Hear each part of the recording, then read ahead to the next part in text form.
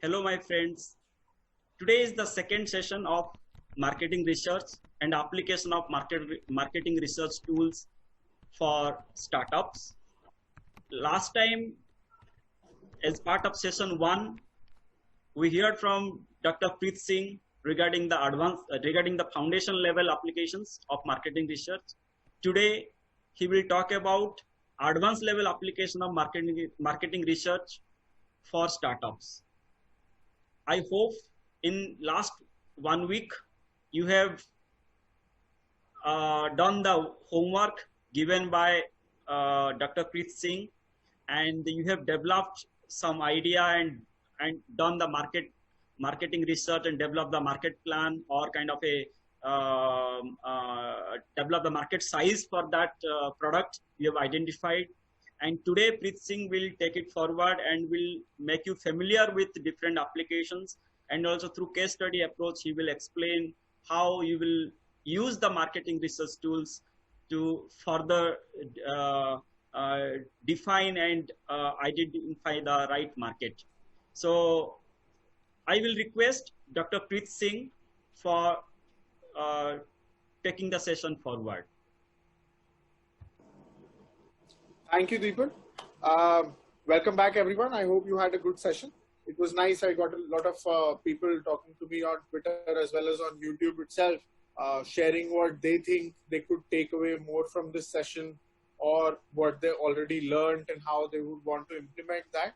I did get a number of requests around covering something for, something that is in the idea stage and not something at a more advanced stage. So we've tried to keep that in mind today while discussing that.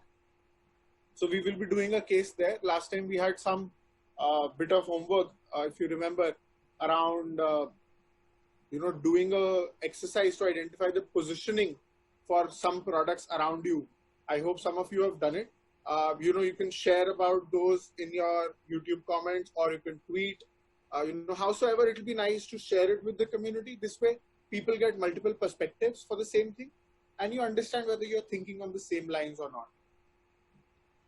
The second thing being, we did get some requests around where do we start? Like, what happens? Like, okay, we understand that market research is important. Where do we start? Where do we go from here? So what we'll do today is we'll cover some practical aspects of this. And I guess we'll just start with sharing the screen, right? Great. So market research, second session for startups, mostly from a case study point of view of doing something from the basics.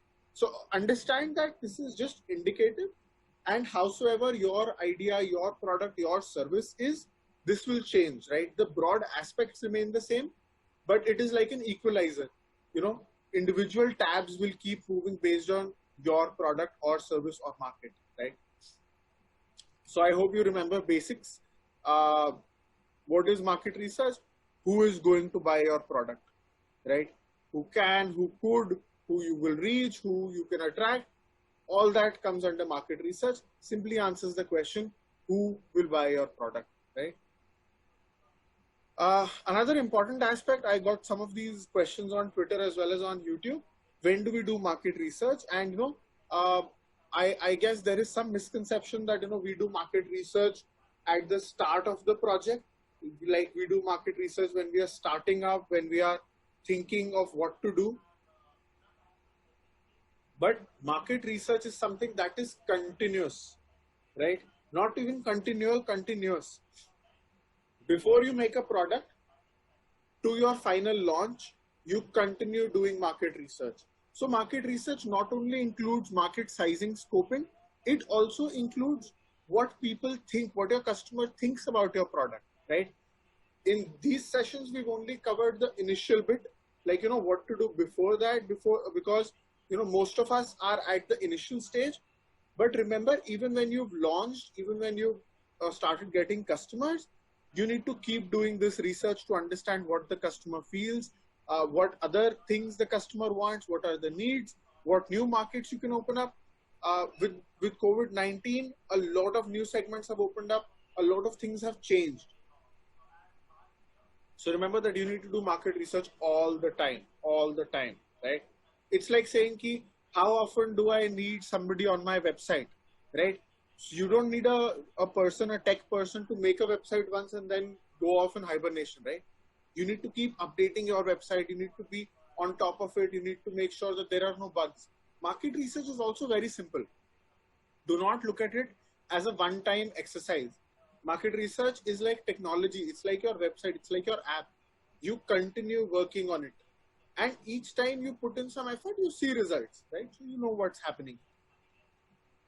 As I mentioned, people change, preferences change, competitors emerge. Competitors emerge all the time, Tomorrow you get one competitor and all your market research exercise has gone out the window, right? So you need to do that exercise again. These are important things that you need to know. This is just a recap. I hope you remember how we had that pyramid for mutual funds, and we have a total population. We see people who can pay, people who can afford. We see, the people that we can reach. How many people can we reach? Do we have enough marketing distribution network in Coimbatore? If not, then we have to exclude that from our analysis, right? And of course, there are other factors that you have to take into account. So this other factors is where we all need to think, right? I can give you a template for almost everything, but your product will always require more and more things. Your product will require critical thinking that only you and your team will have. So once we start doing today's case, we will see more of these. Keep in mind loyalty, trend, and law. Last time we also discussed whether it is legal for people to absorb your product or service. For example, a bike taxi might not be legal in some states, right? So you need to account for those things. So those states go out of your analysis. So that is how we narrow down the pyramid. In terms of last time's pyramid, somebody did post a question that I guess you don't need to have an insurance policy for investing in mutual funds. I totally agree with you. The pyramid is just a means to make all of us understand how we narrow down, how we come from 130 crores to whatever amount there is, right? And these are all things that narrow your possible market. Please understand, we are not saying that we will only cater to people who have an insurance policy. We are saying that people who have an insurance policy are more likely to invest in another financial product such as mutual funds, right? So this is the critical thinking part, that the product or service owner will be able to distinguish better. Yeah, I think these people will, these people wouldn't. This will come as we do the case, right? Important bit, I hope you remember segmenting, targeting, positioning, segmentation. I hope some of you can recollect, is to divide the population into parts. Target is, of course, choosing which part is relevant with you. And position is, this was part of the homework as well. So position is what your product conveys, what emotion your product evokes in the users, in the people, right? So with this, let's move on. I thought we would start with a more interesting concept today, and that is of Drake's equation. I don't know how many astro people around, but Drake's equation is basically, we've all thought, is there life outside of our planet? And a lot of scientists have spent time. Sometime in 1961, Frank Drake came up with the equation that said, let us look at what are the total number of civilizations that we can talk to, and just take a moment and think how we can arrive at this point. How do we get a planet? We get a planet when there is a star and there are bodies around it, so that there is an Earth-like system where you get heat, right? So the first is what is the average rate of star formation? Of course, this is a very high number, right? Pay attention, because this is how we will be doing our case, right?